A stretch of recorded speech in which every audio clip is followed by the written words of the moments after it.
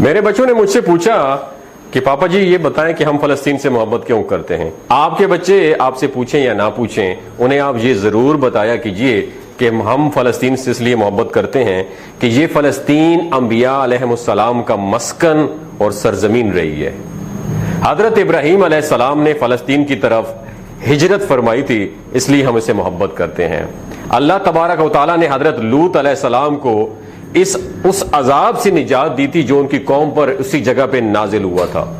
حضرت داؤد علیہ السلام نے اسی سرزمین پر سکونت رکھی اور یہیں اپنا ایک محراب بھی تعمیر کرایا۔ حضرت سلیمان علیہ السلام اسی ملک میں بیٹھ کر ساری دنیا پر حکمرانی فرمایا کرتے تھے۔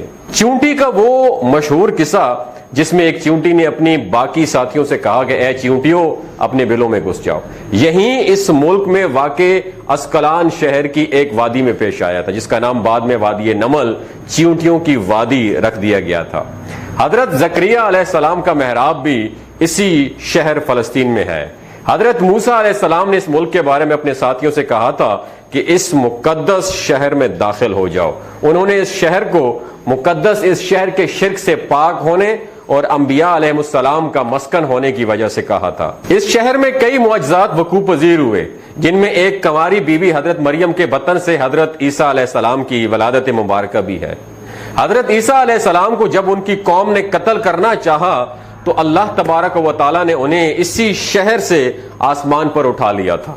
ولادت کے بعد جب عورت اپنی جسمانی کمزوری کی انتہا پر ہوتی ہے، ایسی حالت میں بی بی مریم کا کھجور کے تنے کو ہلا دینا بھی ایک معجزہ الہی ہے۔ قیامت کی علامات میں سے ایک حضرت عیسیٰ علیہ السلام کا زمین پر واپس تشریف لانا اسی شہر کے مقام پہ سفید مینار کے پاس ہوگا۔ اسی شہر کے ہی مقام باب لد پر حضرت عیسیٰ علیہ السلام دجال کو قتل کریں گے۔ فلسطین ہی یاد رکھو دوستو ارض محشر ہے۔ اسی شہر سے ہی یاجوج ماجوج کا زمین میں قتال اور فساد کا کام شروع ہوگا، اور اسی شہر میں وقوع پذیر ہونے والے قصوں میں سے ایک قصہ طالوت اور جالوت کا بھی ہے۔ فلسطین کو نماز کی فرضیت کے بعد مسلمانوں کا قبلہ اول ہونے کا اعزاز بھی حاصل ہے۔ ہجرت کے بعد حضرت جبرائیل علیہ السلام دوران نماز ہی حکم ربی سے آقا صلی اللہ علیہ وآلہ وسلم کو مسجد اقصی جو کہ فلسطین میں موجود ہے وہاں سے بیت اللہ شریف کی طرف رخ کرا گئے تھے۔ جس مسجد میں یہ واقعہ پیش آیا تھا وہ مسجد آج بھی مسجد قبلتین کہلاتی ہے۔ حضور اکرم صلی اللہ علیہ وآلہ وسلم معراج کی رات آسمان پر لے جانے سے پہلے مکہ مکرمہ سے یہاں بیت المقدس یعنی فلسطین لائے گئے۔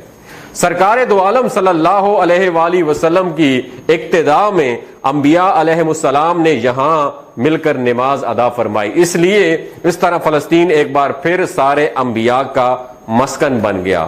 سیدنا ابو ذر رضی اللہ تعالیٰ عنہ کہتے ہیں کہ میں نے رسول اللہ صلی اللہ علیہ وآلہ وسلم سے عرض کیا کہ زمین پر سب سے پہلی مسجد کون سی بنائی گئی؟ تو آپ صلی اللہ علیہ وآلہ وسلم نے فرمایا کہ مسجد الحرام یعنی خانہ کعبہ۔ تو وہ بتاتے ہیں کہ میں نے عرض کیا کہ پھر کون سی مسجد تعمیر ہوئی؟ تو مسجد پھر بنائی گئی۔ تو آپ صلی اللہ علیہ وسلم نے فرمایا کہ مسجد الاقصی یعنی بیت المقدس۔ میں نے پھر عرض کیا کہ ان دونوں کے درمیان کتنا فاصلہ ہے؟ تو آپ صلی اللہ علیہ وآلہ وسلم نے فرمایا کہ 40 برس کا۔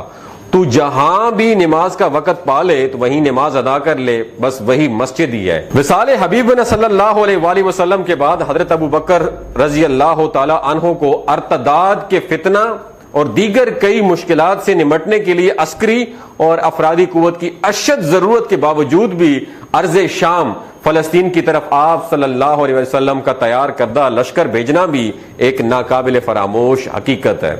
اسلام کے سنہری دور عمریہ میں دنیا بھر کی فتوحات کو چھوڑ کر محض فلسطین کی فتح کے لیے خود حضرت عمر کا چل کر جانا اور یہاں پر نماز ادا کرنا اس شہر کی عظمت کو اجاگر کرتا ہے۔ دوسری بار معراج کی رات بروز جمعہ 27 رجب 583 ہجری کو صلاح الدین ایوبی کے ہاتھوں اس شہر کا دوبارہ فتح ہونا بھی ایک نشانی ہے۔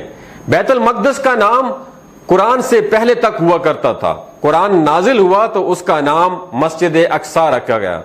قدس اس شہر کی اس تقدیس کی وجہ سے ہے جو اسے دوسرے شہروں سے ممتاز کرتی ہے۔ اس شہر کے حصول اور اسے رومیوں کے جبر و استبداد سے بچانے کے لیے 5000 سے زیادہ صحابہ کرام رضوان اللہ تعالی اجمعین نے جام شہادت نوش کیا، اور شہادت کا باب آج تک بند نہیں ہوا، سلسلہ ابھی تک چل رہا ہے۔ یہ شہر اسی طرح شہیدوں کا شہر ہے۔ فلسطین کی عظمت کا اندازہ اس بات سے بھی لگایا جا سکتا ہے کہ یہاں پر پڑھی جانے والی ہر نماز کا اجر 500 گنا بڑھ کر دیا